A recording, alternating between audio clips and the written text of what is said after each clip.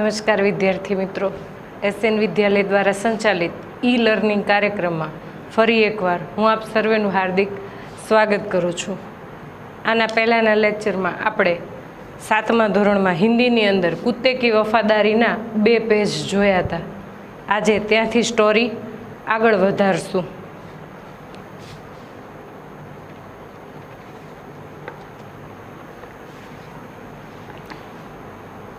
Page number 10. पहलो प्रश्न, कुत्ते की वफादारी कहानी का प्रकार कौन सा है? तो यह जो कहानी है वो स्वामी भक्ति की कहानी है और बोधप्रदक कहानी है. और इसके लेखक का नाम क्या है? तो कुत्ते की वफादारी लेखक का नाम लल्लू भाई रबारी.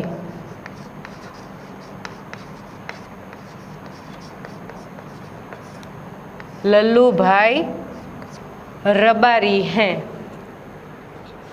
कुत्ते की वफादारी जो है वह एक गद्य का जो प्रकार पूछा जाए तो वह एक कहानी है जिससे हमें बोध प्राप्त होता है. तो आगे हमने देखा था कि जो लाखा बंजारा है उसे पैसों की सख्त ज़रूरत होने की वजह से वह अपने कुत्ते को सेठ के यहाँ गिरवी छोड़ जाता है. और आगे बढ़ते हैं. बंजारे को दुख तो बहुत हुआ अपने कुत्ते को देने में, मगर कोई चारा नहीं था. रुपये लेकर चला गया. कुछ दिन बीते. एक बार सेठ के यहाँ चोरी हुई. कुत्ते ने चोरों का पीछा किया. दूर जंगल में जाकर चोरों ने सारा माल सामान जमीन में गाड़ दिया. वहाँ से 9-2-11 हो गए. कुत्ता वहाँ भौंक भौंक कर सेठ को बताने लगा कि लुटेरे आपकी दुकान को तोड़कर माल उठा ले गए हैं. शायद स्टोरी आगे लेक्चर में चली होगी पर एक बार रिपीट हो जाए इसलिए दोबारा वहीं से शुरू करती हूँ. 9-2-11 होना यानी कि भाग जाना. सेठ तो हक्का बक्का हो गए. हक्का बक्का होना यानी चकित होना. तो गद्य के साथ साथ अपरिचित शब्द यानी कि समानार्थी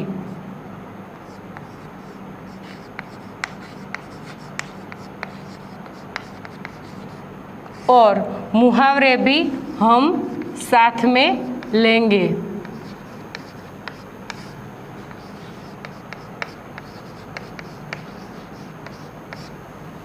मुहावरे का अर्थ, तो जो हमारा पहला मुहावरा है वो है हक्का बक्का रह जाना.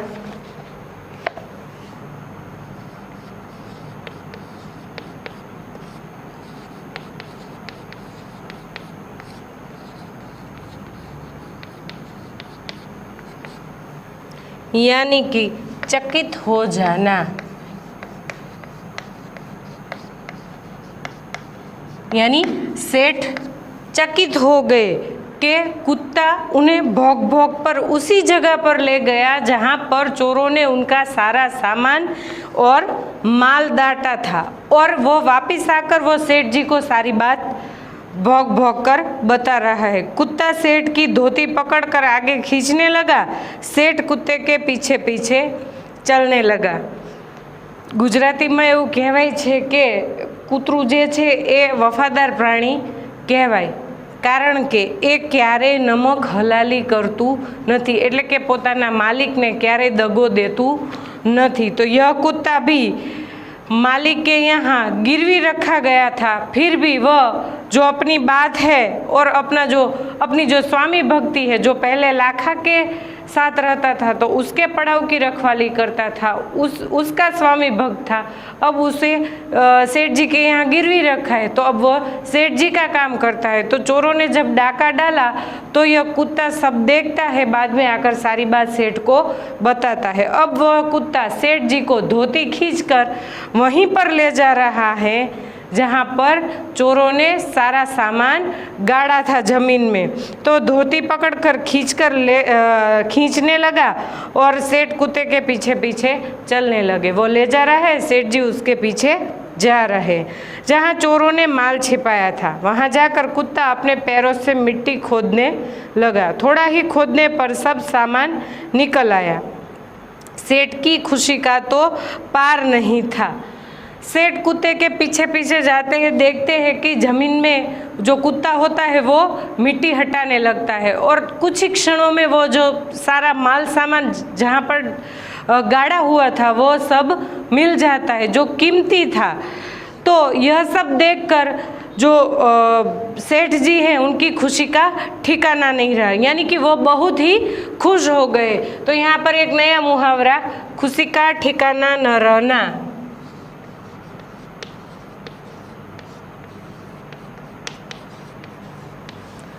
खुशी का ठिकाना न रहना,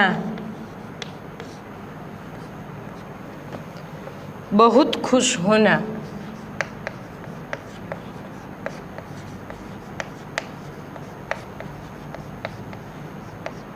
बहुत खुश होना। वह तो बहुत खुश हो गए। वह कुत्ते को प्रेम से थपथपाने लगा। कुत्ते की वफादारी पर वह बहुत मुग्ध हो गया। जैसे ही कुत्ते ने सारा सामान खोज निकाला, सेठ जी का खुशी का ठिकाना, वो बहुत खुश हो गए। खुश होकर वह अपने कुत्ते को यानी कि वह कुत्ते को थपथपाने यानी कि शाबाशी देने लगे और कुत्ते की वफादारी पर वह मुग्ध यानी कि प्रसन्न।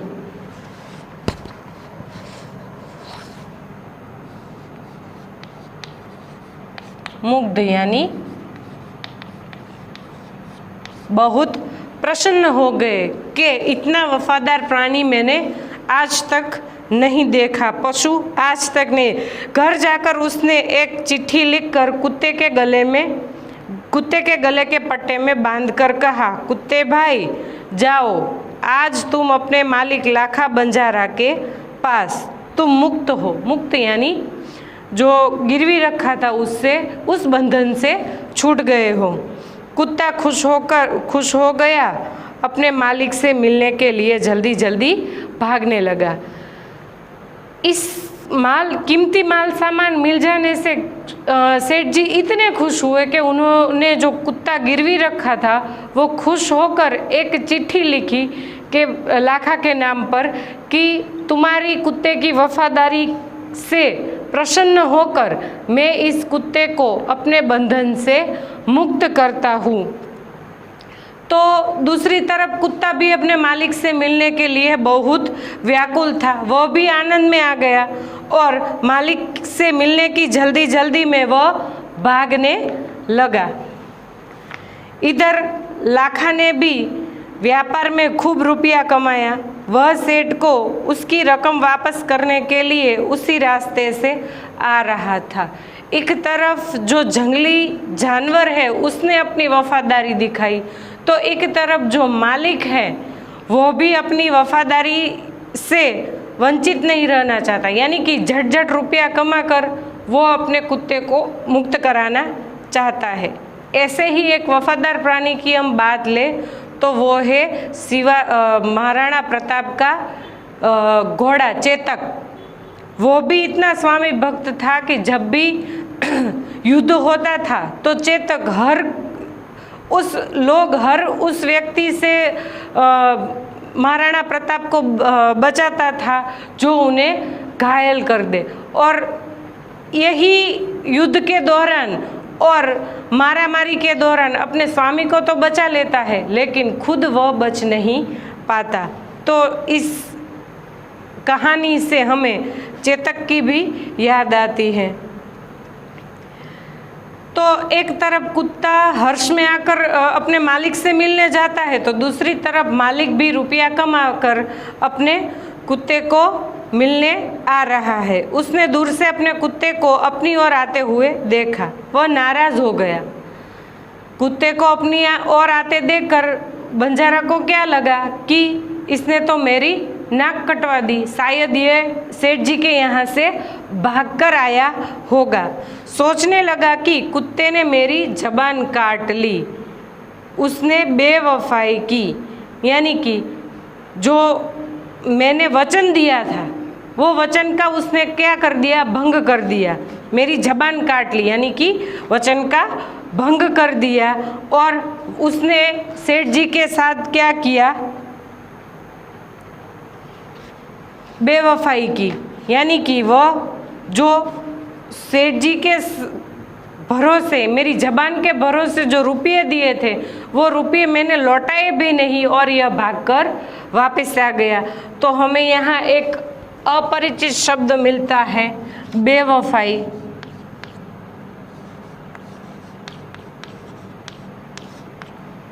बेवफाई यानी विश्वासघात।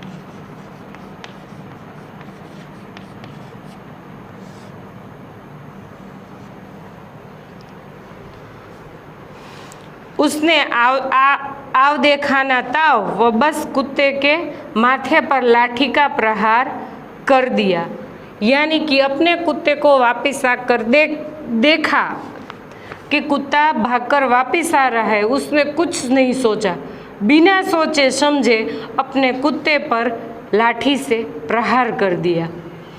तो शायद जो ऐसा होता कि वो थोड़ी देर रुक जाता और कुत्ते के गले में बंधी पट्टी देख लेता, तो शायद यह प्रसंग हमें देखने को नहीं मिलता। तो आव देखा ना ताव, यानी कि बिना सोचे समझे काम करना।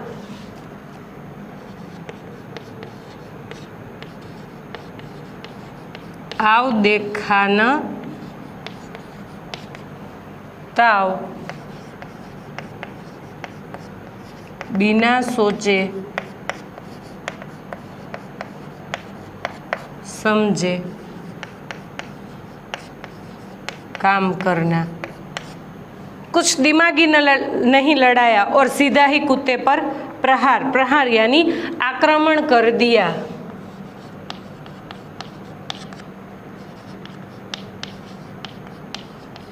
दो घड़ी अगर धीरज से सोचता तो शायद यह हमें देखने को नहीं मिलता। कुत्ता बेहोश होकर गिर पड़ा। लाखा ने देखा कि कुत्ते के गले में एक चिट्ठी बंधी है। जैसा ही प्रहार यानी कि आक्रमण किया, तुरंत ही कुत्ता वहीं के वहीं ढेर हो गया, यानी कि बेहोश हो गया। और उसके गले में एक पट्टे में एक चिट्ठी रखी हुई थी, उस पर उसकी नज़र गई। उसने खोलकर पढ़ा, लाखा, तुम्हारे कुत्ते ने मुझे सूद समेत रुपये लौटा दिए हैं। चिट्ठी में सेठ जी ने लिखा था, अतः कुत्ते को मैं मुक्त करता हूँ। सेठ जी ने चिट्ठी में लिखा था कि तुम्हारा जो वफादार कुत्ता है उसने मुझे सूद समेत यानी कि ब्याज समेत रुपये लौटा दिए हैं। क्योंकि अगर चोर चोरी कर रुपये ले जाता तो वो तो वापस नहीं आते, लेकिन कुत्ते की वजह से वह सारा जो धन था वह सेठ जी को वापस मिल जाता है, यानी कि सूद समेत जो ब्याज था वह भी उसमें आ गया। इसीलिए खुश होकर मैं तुम्हारे कुत्ते को मुक्त करता हूँ, यानी कि अपने जो बंधन था जो ब्याज का, जो बदली में गिरवी रखने का, वह उस बंधन से मुक्त करते हैं। उसने मेरे घर चोरी किए गए माल सामान को वापस दिलवा दिया है। खुश होकर मैं स्वयं इसे मुक्त करता हूँ। यानी कि जो चोर थे, जो चोरी कर सामान ले गए थे, वो वापस नहीं आने वाला था, फिर भी तुम्हारे कुत्ते ने मुझे वो वापस दिलाया। इसी बात से मैं खुश होकर उसे मुक्त करता हूँ। मुक्त यानी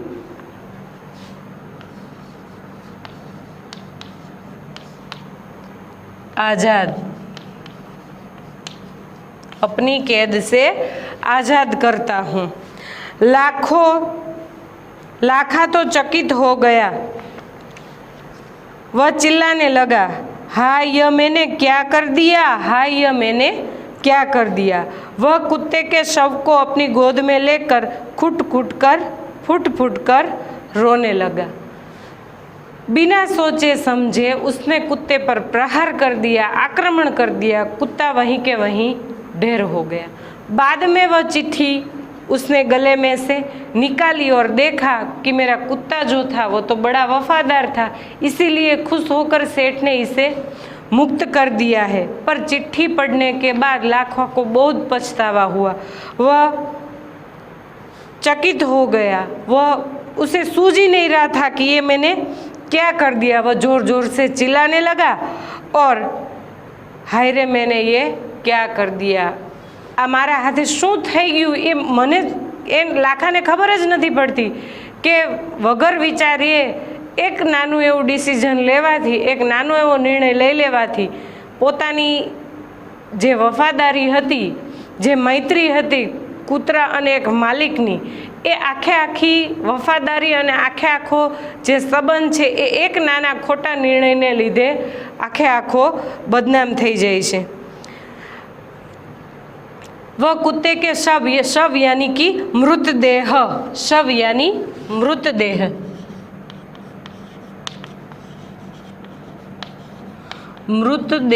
मृतदेह को लेकर वह फूट फूट कर रोने लगा, यानी बहुत अधिक रोने लगा। फूट फूट कर रोना,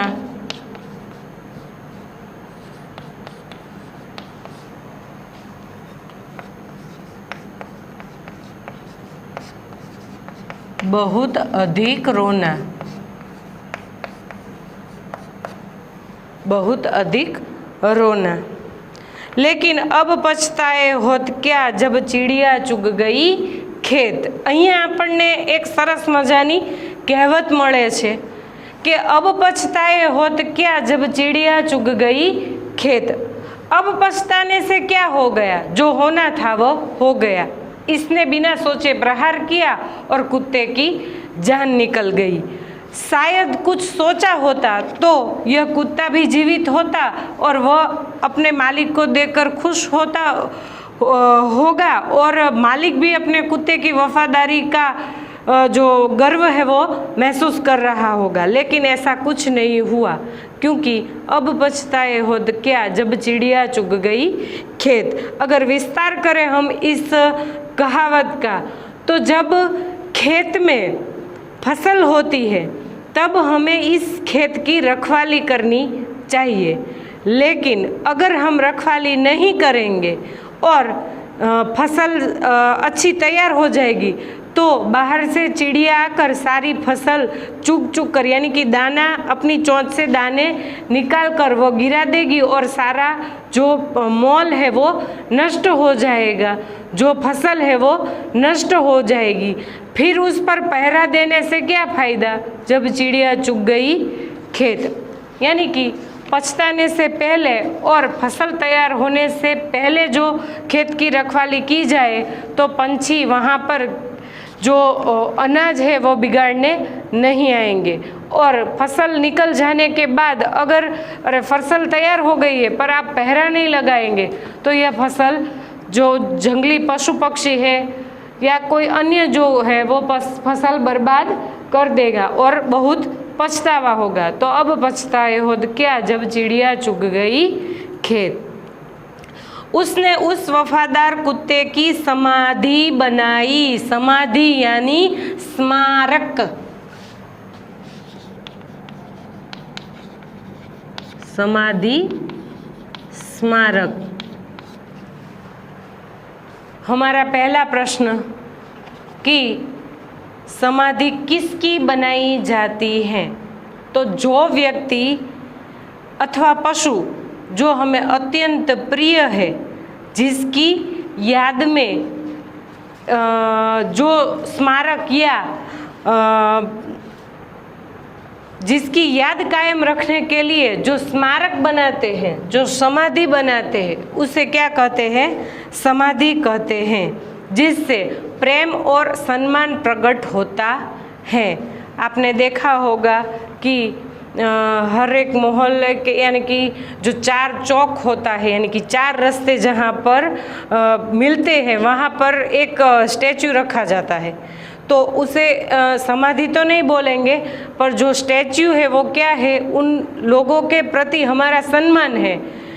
जैसे कि अभी हमने देखा कि विश्व का सबसे बड़ा स्टैचू हमारे भारत में है, जो 182 मीटर ऊंचाई रखता है उसका नाम क्या है? तो स्टैच्यू ऑफ यूनिटी। जो स्टैच्यू ऑफ यूनिटी है वो हमारा सरदार वल्लभ भाई पटेल के प्रति हमारा प्यार है, हमारा सम्मान है। तो जो हमारी प्रिय व्यक्ति है उसकी याद कायम रखने के लिए, उसको उसका प्रेम जीवित रखने के लिए जो स्मारक बनाते हैं उसे क्या कहते हैं? समाधि कहते हैं।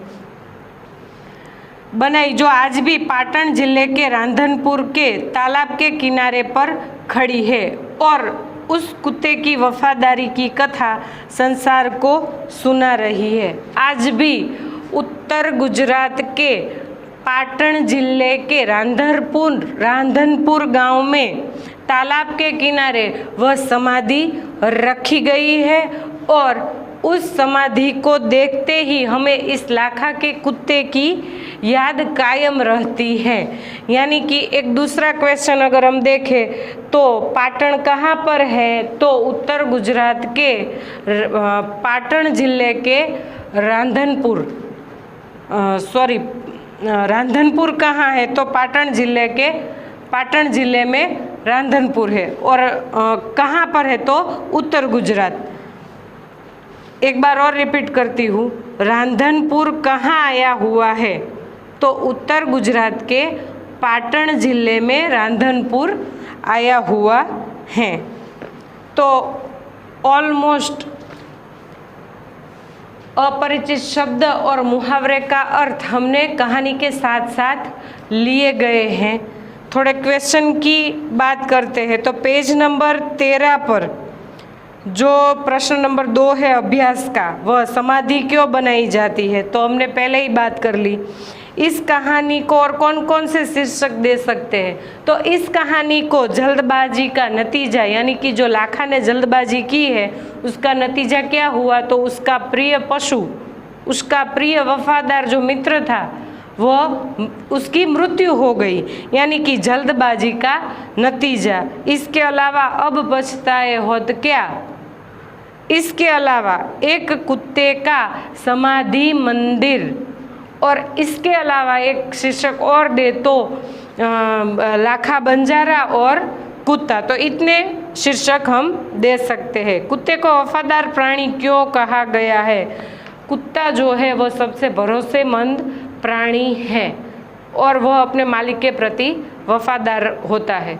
अगर मालिक के यहाँ चोरी हो तो कुत्ता वह सब देखता है और पहले तो वही प्रयत्न करेगा कि भौंक भौंक कर चोर को वहाँ से भगा दे। अगर नहीं भागा तो वह उसका पीछा करके उसके पीछे जाएगा और सामान कहाँ गाड़ा है वह देखकर मालिक को फिर उस जगह पर ले जाएगा। इसलिए कुत्ते को वफादार प्राणी कहा है और वह अपना जीवन अपने मालिक के प्रति कुर्बान कर देता है। बंजारे ने कुत्ते को आते देख कुछ सोचा होता तो क्या होता? अगर बंजारे ने सोचा होता कि यह कुत्ता क्यों वापस आया है और गले में बंधी हुई चिट्ठी देख ली होती तो शायद कुत्ता भी बच जाता और उसने जो वफादारी दिखाई थी उसका जो स्वामी के प्रति आदर था वो उसका आनंद ले सकता होगा। वो उसकी वफादारी का गुणगान देख सका होगा। सेठ ने कुत्ते को क्यों मुक्त कर दिया? तो सेठ के यहाँ चोरों ने डाका डाला था, तब कुत्ता भौंक भौंक कर सेठ को उसी जगह ले गया जहाँ पर चोरों ने माल सामान गाड़ा था और वहाँ जाकर मिट्टी खोदकर सारी जो कीमती चीज़ थी वो निकाल ली और सेठ को परत कर दिया। इससे खुश होकर सेठ जी ने उसे मुक्त कर दिया। तो ऑलमोस्ट क्वेश्चन।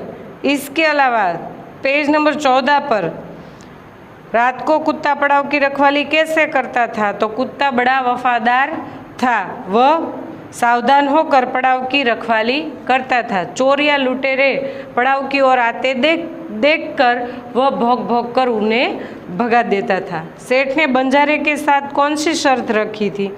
उसे गिरवी रखना। इसके अलावा सेठ ने बंजारे के साथ शर्त रखी कि तुम्हारे पास पैसा नहीं है, इसलिए गिरवी रखने के वस्तु की जगह तू अपना कुत्ता मुझे गिरवी दे दे। इस कहानी से क्या शिक्षा मिलती है? तो इस कहानी से हमें शिक्षा मिलती है, बोध मिलता है कि कोई भी काम हमें जल्दबाजी से नहीं करना चाहिए। बिना सोचे समझे अगर हम काम करते हैं तो पीछे हमें पछताने के अलावा कुछ नहीं बचता। तो यह कहानी हम यहाँ समाप्त करते हैं। पर आगे यानी कि जो हमारी काव्य है उसमें एक ग्रामर का टॉपिक है, पेज नंबर 7 पर शब्द को उचित क्रम में रखकर वाक्य अर्थपूर्ण बनाइए। यह आपको फेयर बुक में लिखना होगा, तो स्क्रीनशॉट लेकर अपनी फेयर बुक में लिख लीजिए।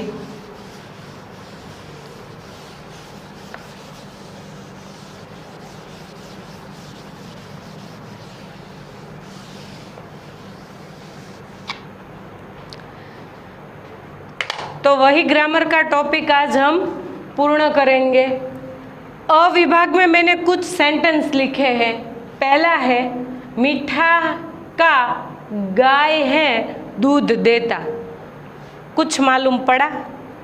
मीठा का गाय है दूध देता, वह अ विभाग है। हम यहाँ ब विभाग में नए सिरे से वाक्य को उचित क्रम में रखेंगे। तो उचित क्रम में रखने, अगर मीठा का गाय है दूध देता, इसका कुछ अर्थ निकला? तो नहीं निकला। हमने आपको पता है कि एक छोटा सा पूर्ण विराम या अल्प विराम या कोई भी विराम चिन्ह ले लो तो एक विराम चिन्ह पूरे वाक्य का अर्थ बदल देता है। जैसे कि क्या हमें शिष्यवृत्ति मिलेगी? आश्चर्य चिन्ह, क्या हमें शिष्यवृत्ति मिलेगी? तो यहाँ पर आश्चर्य है, शायद मिल भी सकती है, नहीं भी मिल सकती। तो दो संभावना है। पर यह जो मैं मिटा दूँ अगर और यहाँ पर क्वेश्चन मार्क लगा दूँ, तो क्या हमें शिष्यवृत्ति मिलेगी? तो निश्चित है नहीं मिलेगी। अगर मिलेगी तो हमें मालूम नहीं है। तो पूरा जो सेंटेंस है वो क्या हो गया? नकारात्मक हो गया। एक छोटे से विराम चिन्ह ने पूरे वाक्य का अर्थ क्या है? बिगाड़ दिया। तो वैसे ही अगर हम अर्थपूर्ण वाक्य यानी कि शब्द को उचित क्रम में न रखें तो उसका कोई अर्थ सही नहीं निकलता है। इसीलिए हमें यह ग्रामर का टॉपिक अर्थपूर्ण वाक्य को अथवा अर्थपूर्ण शब्दों को वाक्य के क्रम में लगाइए। तो इससे क्या होगा? तो पहले तो हमें जो सेंटेंस यानी कि जो वाक्य है उसका सही अर्थ मिलेगा। उसके साथ साथ अगर हम वाक्य की बात करें तो हम जनरली वाक्य कैसे रखते हैं? तो कर्ता, कर्म और क्रियापद। कर्ता, कर्म और क्रियापद। तो इसके अलावा विशेषण, अव्यय, यह सब आएगा वाक्य में। पर यह कौन सी जगह पर प्रयुक्त करना है ये हमें मालूम होना चाहिए। तो इसीलिए हमें यह अर्थपूर्ण शब्द का प्रयोग करना होगा। तो हमारा जो पहला वाक्य है, मीठा का गाय है दूध देता, तो इसका कोई अर्थ नहीं निकलता। पर इसी शब्द को यानी कि जो इसमें इस्तेमाल किए गए हैं उसी शब्द को अगर हम उचित क्रम में लिखें तो देखते हैं क्या अर्थ निकलता है। कर्ता, कौन है कर्ता? गाय।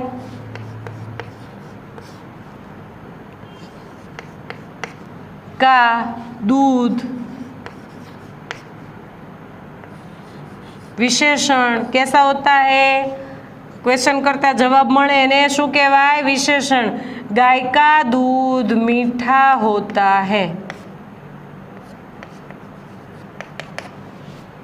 इस वाक्य का कुछ अर्थ निकला?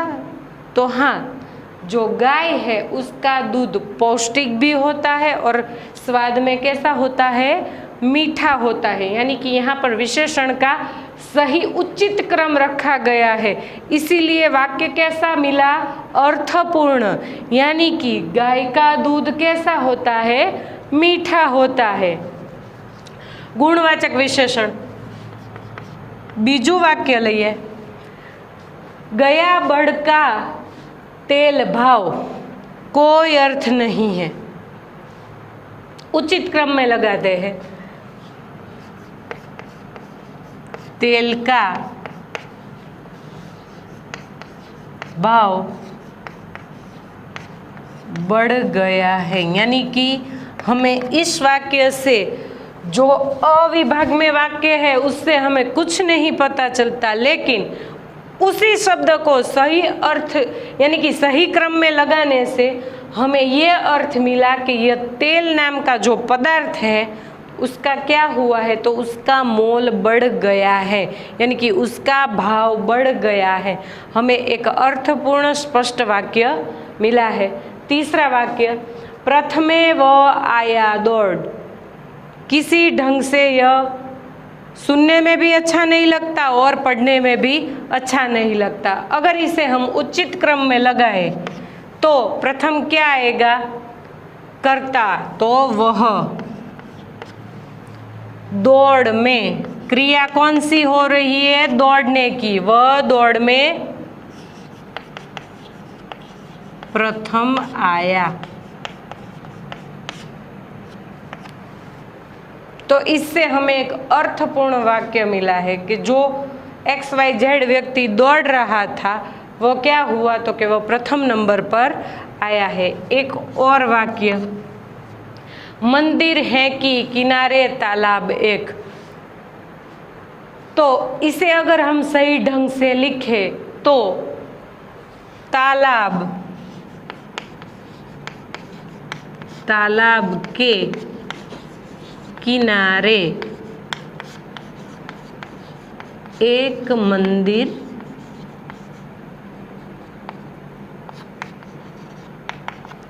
है, तालाब के किनारे एक मंदिर है। तो आपने देखा कि उचित क्रम रखने से वाक्य का, जो हमें कुछ भी मालूम नहीं होता कि यह सेंटेंस, यह वाक्य क्या कहना चाहता है, उसका सही अर्थ मिल सकता है।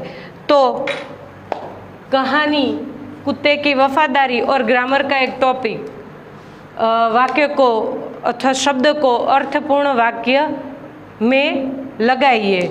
यह आशा करती हूँ कि समझ में आया होगा और एक नए टॉपिक के साथ फिर मिलेंगे। तब तक के लिए जय भारत।